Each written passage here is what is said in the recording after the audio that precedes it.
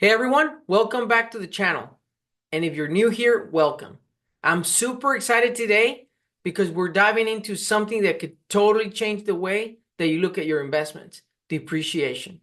I know it may not sound super exciting at first, but trust me, this could be a real game changer for your wallet as a real estate investor. So if you're looking for more ways to save on your taxes while growing your property portfolio, don't forget to subscribe so that you don't miss any of our upcoming content. And if you have any questions or even a wild real estate story, drop them in the comments and I would really love to hear from y'all. So what exactly is depreciation? Let me break it down in super simple terms. Depreciation is essentially a tax deduction that allows you to recover the cost of your rental property over time. Even though your property might actually be growing in value, hopefully, the IRS lets you deduct a part of the property's value each year as if you're losing value due to the wear and tear. And here's the magic. This means that for tax purposes, you can reduce your taxable income, which is a huge benefit if you're trying to lower that amount you owe in taxes. It's literally an advantage just for owning that property. Let's dive in some of the technical details. The depreciation of a residential property is based on 27 and a half years. This means you can divide the cost of the property by 27 and a half and deduct that amount each year from your taxes. Simple, right?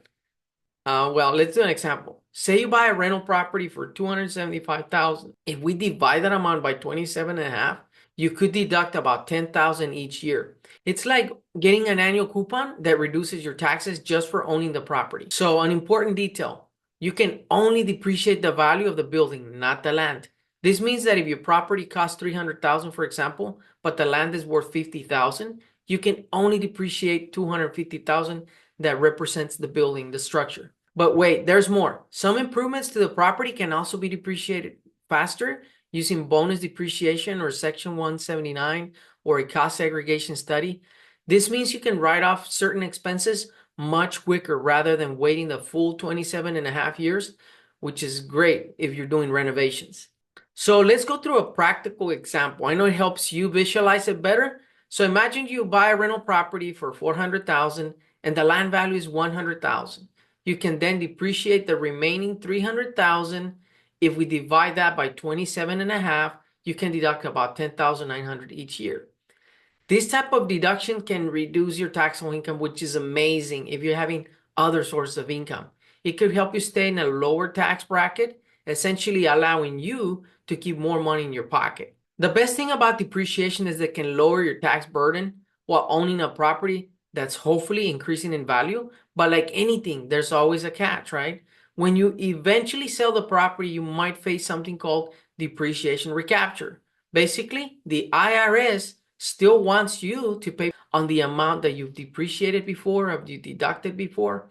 However, even with the depreciation recapture, the benefit of deferring those taxes is worth it. You're using that extra money while you own the property, which can make a big difference in your cash flow, and you can reinvest it until you really sell it off and grow more in your portfolio.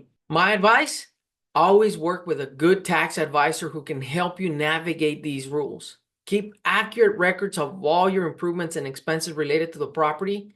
Leveraging depreciation properly can mean the difference between paying a lot in taxes or keeping that money in your pocket. Thanks for hanging out today, friends. If this video helped you understand how to use depreciation to your advantage, give it a thumbs up and share it with someone who could benefit.